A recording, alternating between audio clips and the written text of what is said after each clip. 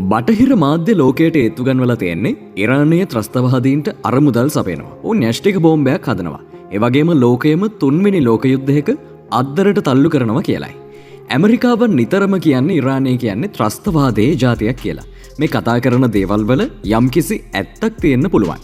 නමුත් ඔයාලා දන්නවද අද ඉරානය විනාශ කරන්න හදන මේ ඇමරිකාවම තමයි කාලෙකට කලින් ඉරානයේ හොඳම යාළුවා වෙලා හිටියේ කියලා.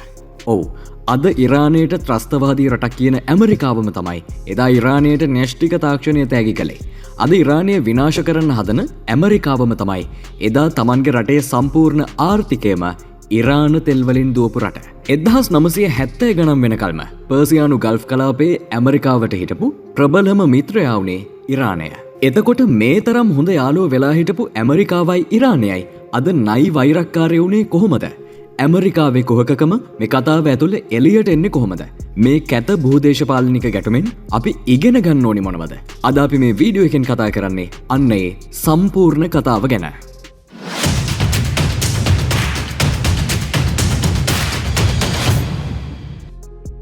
අංක 1 1950 දශකයේ තිබූ ස්වර්ණමය මිත්‍රත්වය.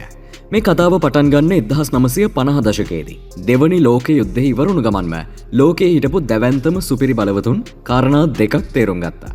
පළවෙනිම සහ වැදගත්ම එක තමයි ලෝකයේ තෙල් සැපයුම පාලනය කරන රට තමයි මුළු ලෝකයම පාලනය කරන්න කියන එක. ඒ කියන්නේ තෙල් සමානයි බලය කියන එක. දෙවනි දේ තමයි න්‍යෂ්ටික බෝම්බයක් තියෙන රට හැමදාම ආරක්ෂිතයි. ඒ කියන්නේ න්‍යෂ්ටික අවි සමානයි සදාකාලික ආරක්ෂාව කියන එක. මේ නිසා චීනය, රුසියාව, ප්‍රංශය, බ්‍රිතාන්‍යය සහ ඇමරිකාව වගේ ප්‍රබල රටවල් තමන්ගෙම න්‍යෂ්ටික අවි හදලා ඒවත් හදා බලන්න පටන් ගත්තා.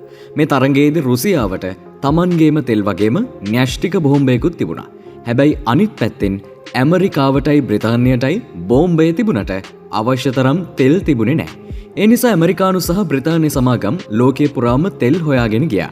ඇමරිකාවයි ඉරානයයි හොඳම යාළුවෝ වෙන්නේ මෙන්න මේ අවස්ථාවේදීම තමයි. මොකද ලෝකයේ තුන්වෙනියට ලොකුම තෙල් සංචිතය තියෙන්නේ ඉරානයට. ඇමරිකාවට ඉරානයෙන් ප්‍රධාන දේවල් දෙකක් අවශ්‍ය වුණා. ඒ තමයි තෙල් සහ භූමිය. තෙල් ඕන වුණේ ඇමරිකානු කර්මාන්තශාලා සහ හමුදාවන් දුවවන්න. භූමිය ඕනි වුණේ ඉරානය පිහිටලා තිබුණේ සෝවියට් රුසියාවට හරියටම යාබදව නිසයි. ඇමරිකාව බය වුණා එයාලා ඉරානය එක්ක සම්බන්ධයක් හැදුවෙන් නැත්නම් රුසියාව ඉරානය අල්ලා ගනිවි කියලා. මේ මිත්‍රත්වය කොයි තරම් දුරදිග කියාද කියනව නම් ඉරානයේ පාලකයා වුණු ෂා රජුට ඇමරිකාව ඇතුලේ රාජකීය පිළිගැනීමක් ලැබුණා. ඉරානයේ සිනමා ශාලාවල ඇමරිකානු චිත්‍රපට පෙන්නුවා. ඒ දවස්වල ඉරාන කාන්තාවන් පවා පාරේ ඇවිද්දේ බටහිර ඇමරිකානු විලාසිතාවල ඇඳුම් ඇඳගෙන. ඇත්තට මේ කාලේ ඉරානයේ නගර දැක්කහම ඒවා හරියට ඇමරිකාවේ නගර වගේමයි. ඉතින් මේ ඩීල් එක හරිම සරලයි. ඉරානය ඇමරිකාවට ලාභෙට තෙල් දෙනවා. ඇමරිකාව ඉරානයට සල්ලි, ආයුධ සහ න්‍යෂ්ටික තාක්ෂණය දෙනවා. මෙහෙම ගියාම දෙපැත්තම දිනුම්. අංක 2 මායාව සහ ෂා රජුගේ පාලනය. එතකොට කොහොමද මේ තරම් හොඳට හිටපු රටවල් දෙක අද මේ තරම් දරුණු හතුර වුණේ? ඇයි ඇමරිකාව අද ඉරානයට දරුණුවටම පහර දෙන්නේ? මේක පිටිපස්සේ තියෙන්නේ හරිම වේදනාකාරී භූදේශපාලනික කතාවක්. පුදුමයකට වගේ මේ කතාව පටන් ගන්නේ එක පාටියකින්. ඔව්, ලස්සන සාදයකින්. 1950 සහ 60 ගණන් වලදී ඉරානය ලෝකයේ වේගයෙන්ම දියුණු වෙන රටක් බවට පත් වුණා. මුළු ලෝකයටම පෙනුනේ ඉරානය නවීන සුපිරි බලවතෙක් වෙනවා වගේ. ඒ කාලේ ඉරානයේ ආර්ථික වර්ධන වේගය 8%ත් 9ත් අතර ඉහළ අගයක තිබ්බා. අහස උසට ගොඩනැගිලි අධිවේගී මාර්ගය තිබුණා. ටෙහෙරාන් නගරය හරියට ඇමරිකානු නගරයක් වගේ ඇමරිකානු කාර්, ෆැෂන් ෂෝ සහ ෂොපින් මෝල් වලින් පිරීලා ගියා. හැබැයි පුදුමයකට වගේ මේ හැමදේම මායාවක් විතරයි. ඇයි එහෙම කියන්නේ? මොකද එක පැත්තකින් ඉරානයේ හිටපු ධනවත් පන්තිය සාද පවත්වමින් සල්ලි වියදම් කරද්දී ඉරානයේ දුප්පත් මිනිස්සුන්ගේ ස්වභාවය ඊටාම අන්ත දුගී තත්වයකයි තිබ්බේ. රටේ ජනගහනයෙන් භාගයකටම විදුලිය තිබ්බේ නැහැ. උද්දමනය අහස උසට නැගලා, වෙරකියාව උපරිම වෙලා. ඉරානයේ ගොඩාක් පළාත්වල මිනිස්සු බඩගින්නේ තමයි හිටියේ. තමන්ගෙම රටේ තෙල්වලින් ඉරානය හොයපු සල්ලිවලින් 80%ක්ම ගියේ බටහිර ඇමරිකානු සහ බ්‍රිතාන්‍ය සමාගම් වලට. ඉරාන රජයට ලැබුණේ 20%ක් විතරයි. සාමාන්‍ය ඉරාන ජාතිකයෙකුගේ පැත්තෙන් බැලුවොත් ඇමරිකානුවන් ඔවුන්ගේ තෙල් වලින් පෝසත් වෙනවා. ඉරානයේ ප්‍රභූපන්තියත් පෝසත් වෙනවා. හැබැයි සාමාන්‍ය මිනිස්සුන්ට හරියට කන්නවත් විදිහක් තිබ්බේ නැහැ. අංක 3 රටක් බංකොලොත් කළ ඩොලර් මිලියන 100 සාදය. මෙන්න මේ දරුණු තත්ත්වය අස්සේ තමයි 1971 ඔක්තෝබර් මාසයේදී ඉරානයේ ෂා රජු ලෝකයේම කම්පා කරපු සාදයක් ලෑස්ති කළේ. මේක පවත්වන්නේ පර්සියානු අධිරාජ්‍යයට අවුරුදු 2500ක් පිරීම සමරන්න. ශිරාස් කියන සුරංගනා නගරයට ලෝකයේ හිටපු රජවරු, ජනාධිපතිවරු, අගමැතිවරු 62ක් තමන්ගේ පෞද්ගලික ජෙට් යානාවලින් ගොඩ බැස්සා. මේක ලෝක ඉතිහාසයේ මිනිස්සු දැකපු මෙල අධිකම සාදය කිව්වොත් නිවැරදි. මේ සාදයට පැරිස් නුවරින් කෑම වර්ග කිලෝ 18000ක් ගෙනාවයි කියලා ආරංචි. ඒ වගේම වයින් බෝතල් 25000ක් ගෙනාවා. පිස්සු හැදෙන කාරණාව තමයි මේ වයින් ටික කූල් එකේ තියාගන්න යුරෝපයෙන් හමුදා ගුවන් යානා හරහා අයිස් ටොන් ගණනක් ඉරාන කාන්තාරයට ගෙනාපු එක. ඒ මදිවට කාන්තාරය මැද උද්‍යානයක් හදන්න යුරෝපයෙන් ගස් 15000කුත් මල් 10000 ගානකුත් ගෙනාවා. ඉතින් මේක හද්දි ඔයාට තේරෙන වෙති මේක මොනතරම් පිස්සු වැඩක්ද කියලා. රටේ සාමාන්‍ය මිනිස්සුන්ට කන්න නැතුව බඩගින්නේ මැරෙද්දී ෂා රජු මේ එක පාටියකට ඩොලර් මිලියන 100ක් වියදම් කළා. 1971 දී නම් ඩොලර් මිලියන 100ක් කියන්නේ අද කාලේ හැටියට ඩොලර් මිලියන 800ක්. අපේ ලංකාවේ සල්ලි වලින් කිව්වොත් එහෙම රුපියල් කෝටි 72000ක් විතර වෙනවා. මේ පාටියට සාමාන්‍ය ඉරාන ජනතාවට ආරාධනා කළේ නැහැ විතරක් නෙවෙයි, ඔවුන්ව බලහත්කාරයෙන්ම ඒ ප්‍රදේශයෙන් ඈත් කරලා තිබ්බා. අංක 4 ෂා රජුගේ අවසානය සහ 1979 ඉස්ලාමීය විප්ලවය. 1979 වෙද්දි මේ විප්ලවය කොච්චර බලවත් වුණාද කියනවා නම් ඉරාන ජනතාව එකතු වෙලා ඇමරිකාවේ රූකඩයක් වුණු ෂා රජුව බලයෙන් පහ කරලා රටෙනුත් එලවලා දැම්මා. මේ දැවැන්ත කැරල්ලට නායකත්වය දුන්නේ අයතුල්ලා කුමේනි කියන ආගමික නායකයා. ජනතාවගේ කැමැත්තෙන් ඔහු ඉරානයේ උත්තරීතර නායකයා බවට පත් වුණා. බලයට ආපු ගමන්ම කුමේනි ගත්තු තීරණ 3ක් නිසා තමයි ඇමරිකාව ඉරානයේ බද්ධ වෛරකාරයා බවට පත් වුණේ.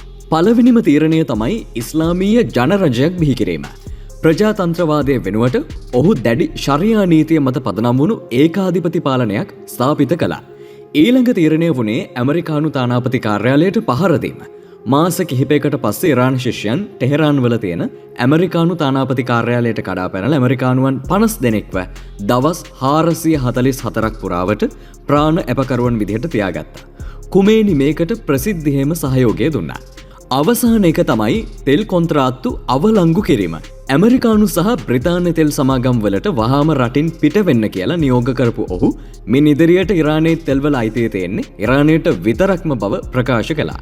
කුමේනි ඇමරිකාවට කොච්චර විරුද්ධ වුණාද කියනවා නම් ඇමරිකාව දුන්නු න්‍යෂ්ටික ප්‍රතික්‍රියාකාරක ඔක්කොම වහලා දාලා ඇමරිකාවත් එක්ක වැඩ කරපු න්‍යෂ්ටික විද්‍යාඥයන්වත් සේවයෙන් පහ කළා. ඒ කියන්නේ ඉරානයට ඒ වෙද්දි න්‍යෂ්ටික බෝම්බයක් හදන්න කිසිම උවමනාවක් තිබුණේ නැහැ. හැබැයි මේ සිදුවීම් දාමයෙන් පස්සේ ඇමරිකාවට ආපු කේන්තිය නිසාම ඔවුන් තීරණය කළ ඉරානය සම්පූර්ණයෙන්ම විනාශ කරලා දාන්න.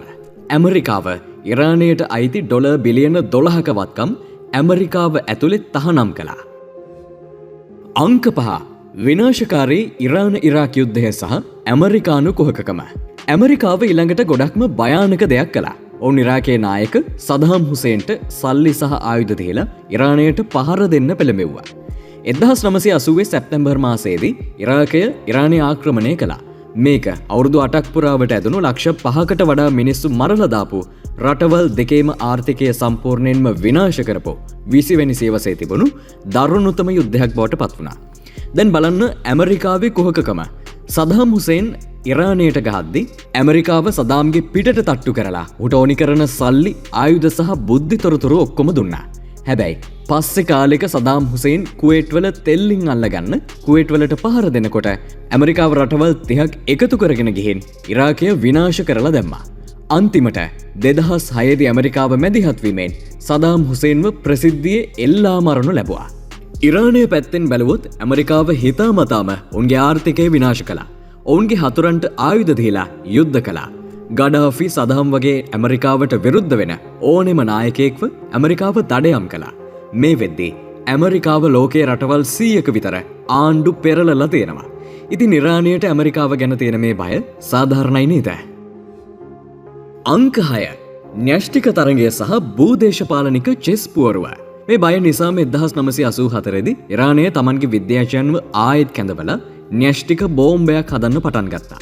හැබැයි ඉරානයේ න්‍යෂ්ටික වැඩසටහන ඉස්සරහට ගෙනියන්න හදන හැම වෙලාවෙම ඊශ්‍රායලයයි ඇමරිකාවයි එකතු වෙලා ඒවා විනාශ කරලා දැම්මා. අනික් අතට ඊශ්‍රායලයටත් බයක් තියෙනවා. මොකද ඉරාන නායකයන් ප්‍රසිද්ධියෙම ඊශ්‍රායලයේ මැද පෙරදිග සිටියමෙන් අතුගාලම දහන බවට තර්ජනය කරලා තියෙන නිසා. මේ නිසාම ඇමරිකාව ඉරානය 4 අතින්ම වට කළා.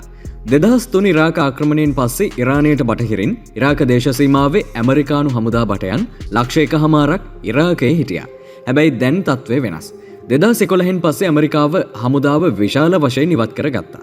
දැනට ඉරාකයේ ඉතිරි වෙලා තියෙන්නේ බටයන් 2500ක් වගේ සුළු පිරිසක් විතරයි. හැබැයි තාමත් ඉරාකයේ තියෙන ඇමරිකානු කඳවුරු ඉරානයට ලොකු තර්ජනයක්. නැගෙනහිර දිශාවෙන් ඇෆ්ගනිස්තානයේ ඇමරිකානු හමුදා බටයන් ලක්ෂයක් සහ ප්‍රහාරක ගුවන් යානා 2021 වසර වෙනකම්ම තිබුණා.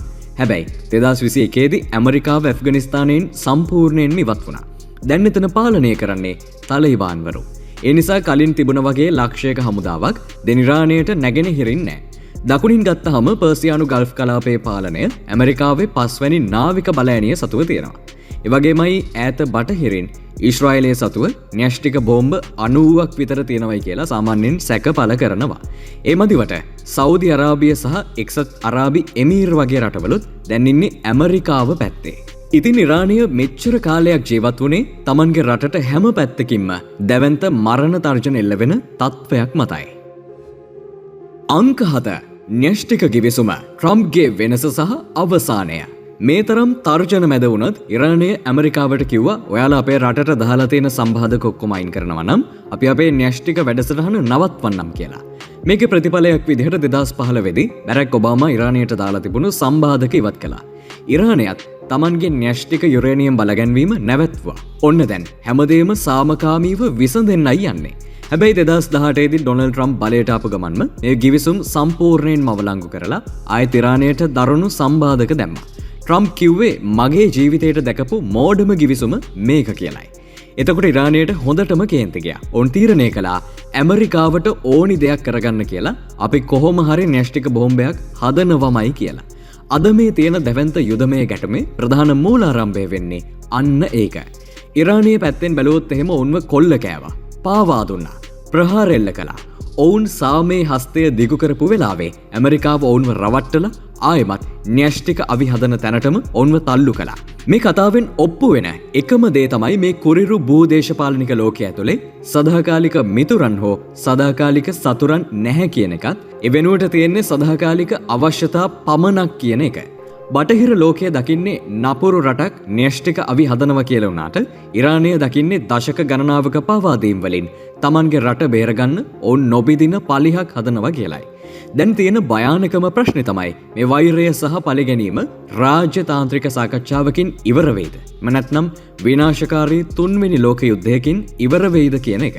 මොකද ඉරානය දැන් කිසිම සාම සාකච්ඡාවකට සූදානම් නැහැ. මේ කතාවේ හරි කවුද වැරදි කවුද කියලා දැන් ඔබටම තීරණය කරන්න පුළුවන්.